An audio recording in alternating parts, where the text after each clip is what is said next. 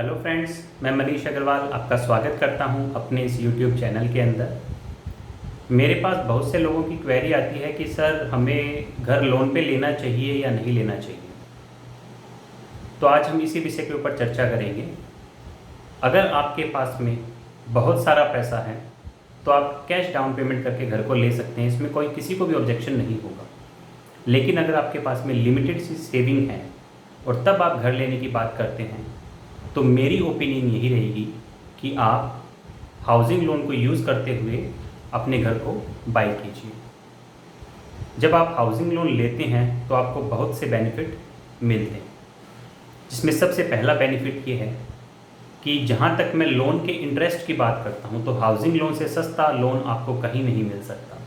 आप फ्यूचर में कभी भी गाड़ी लेने जाएंगे या किसी भी तरीके का बिजनेस लोन लेने जाएंगे, सबकी इंटरेस्ट रेट हमेशा हाई रहती है और हाउसिंग लोन की आपकी इंटरेस्ट रेट हमेशा कम रहती है। तो अगर आपके पास में लिमिटेड सा पैसा है तो आप केवल डाउन पेमेंट कैश में कीजिए और बाकी आप पैसा अपने पास में सेव रखिए आपकी अदर नीड्स के लिए।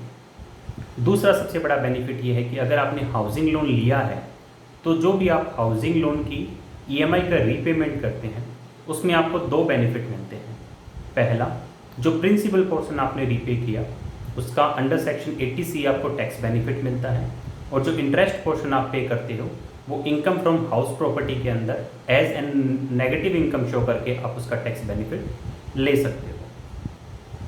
तीसरा बेनिफिट, अगर आपके पास में लिमिटेड सी सेविंग है और आपने सारा का सारा पैसा एक ही जगह इन्वेस्ट कर दिया, घर खरीदने में लगा दिया, तो फ्यूचर में अगर आपको कभी भी लिक्विडिटी की ज़रूरत पड़ेगी तो वहाँ आपके पास में लिक्विडिटी अवेलेबल नहीं रहेगी। आपको या तो मार्केट से लोन लेना पड़ेगा या फिर आपको अपनी प्रॉपर्टी को सेल ऑफ करना पड़ेगा, जो कहीं तक भी एक अच्छा ऑप्शन नहीं होता है। तो मेरी इन बातों को ध्यान में रखते हुए आप डिसीजन ले सकते हैं कि आपको अपना घर लोन पे लेना चाहिए या आपको अपना घर खरीदना चाहिए कैश डाउन पेमेंट के ऊपर। आशा करता हूँ मेरी ये जानकारी आपको समझ आई होगी।